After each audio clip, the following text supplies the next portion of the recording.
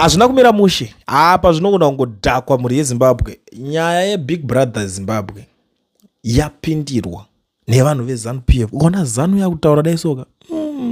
I feel sorry for the organizers of Big Brother Zimbabwe.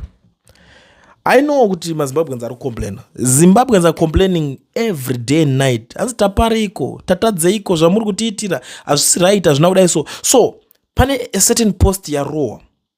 Since dear Big Brother Zimbabwe organizers, kota parese nyika, ingotauraika tiripe, musadero, ndo matangira ita this posts from ZanuPF Patriots.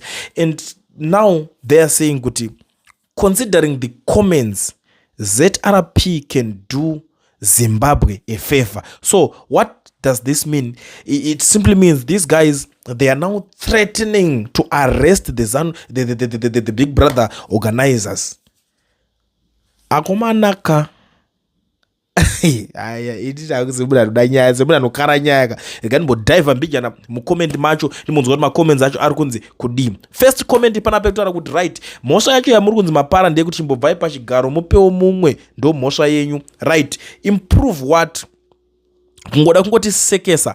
It's not everything that we have to copy. Zvimwe don't even attempt tsvina idzo. Right, it's results of ZanuPF leadership, decades and decades of denigrating while other countries are upgrading. Then you're surprised at your own work. I'm glad you seen kuti we are in embarrassment. Ndo imwe iri kutaurika panapa iri kutaurwa nemumwe munhu ende ndabva ndangotaiwa zvakaoma mufunge kana nyaya dzichinge dzakutaurwa zvakadai. So that's what happens when things are rushed without proper sponsorship. These people think substandard is normal. Ndo imwe iri kutaurwa nemumwe panapa. Umwe ari kuti aiwa, everything inmates, how the country is being managed, you can expect them, you can't expect them to perform better than the country leadership. You can't even see how you are destroying the country. Witchcraft, you know what? Zimbabwe, they will never disappoint. They will always use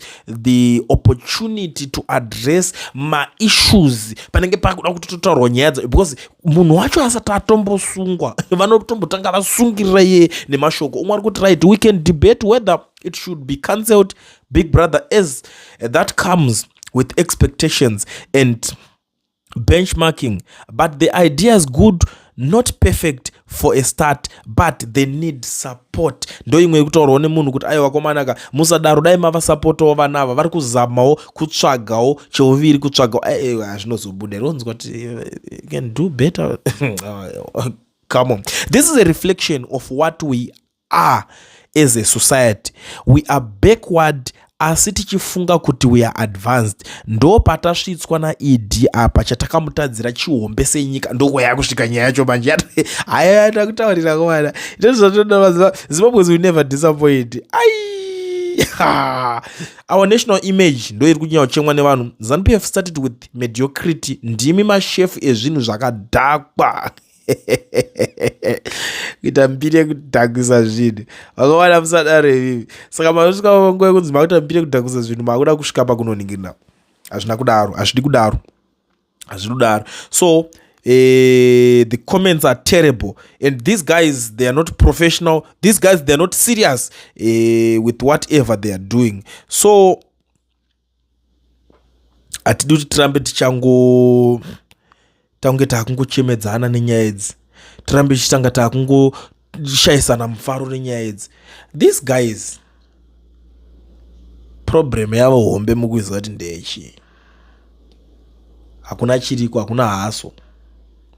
Mara hatisi kubatana ndinono mwachidanzi dai mambobvunza kana even mukuru wemazuva anga achizokwanisa kumboitawo zvemazuva ipapo omboisawo something. Nyaya zvangu, nyaya dzacho dzinodzoka dzonetsa, but nyaya ingoripo ndeyekuti vakuthreatina kuti panogona kusungwa munhu. ZRP inogona kungoita basa rayo. Ndo nyaya diki diki chete iri panapa. Handizivi kuti mimi munotiwo kudii. Are you guys in support of what these guys are saying? I understand kuti pese panotaurwa chinhu vanhu veZanuPF hamumbobve makasapota. Zvino zvandinoziva. If ini mandatopinda ndikaverenga comment section ndatoziva kuti hamumbozvide. Murema kutotaura kuti ndimi wrong, ndimi makanganisa chinhu. Yeah, for sure. They are wrong. Zanupf is wrong.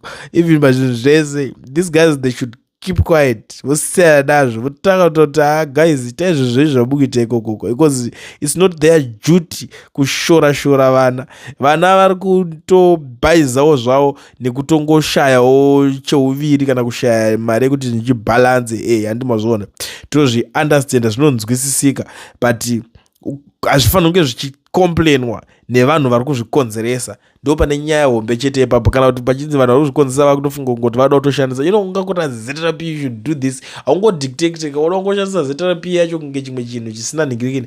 They are there to protect the citizens, because hapana kana any mutemo watingati uri kutyorwa ipapo.